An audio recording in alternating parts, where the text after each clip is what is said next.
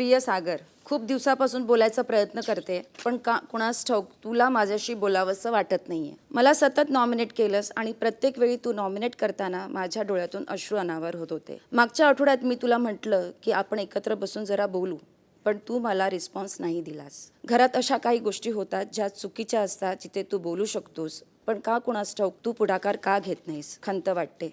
असो, ह्या पत्रानंतर माझ्याशी मोकळेपणाने बोलशील अशी अपेक्षा. प्रिय सागर, खूप दिवसापासून बोलायचा प्रयत्न करते, पण का कुणास ठाऊक तुला माझ्याशी बोलावंसं वाटत नाहीये. मला सतत नॉमिनेट केलंस आणि प्रत्येक वेळी तू नॉमिनेट करताना माझ्या डोळ्यातून अश्रू अनावर होत होते. मागच्या आठवड्यात मी तुला म्हटलं की आपण एकत्र बसून जरा बोलू, पण तू मला रिस्पॉन्स नाही दिलास. घरात अशा काही गोष्टी होतात ज्या चुकीच्या असतात, जिथे तू बोलू शकतोस, पण का कुणास ठाऊक तू पुढाकार का घेत नाहीस.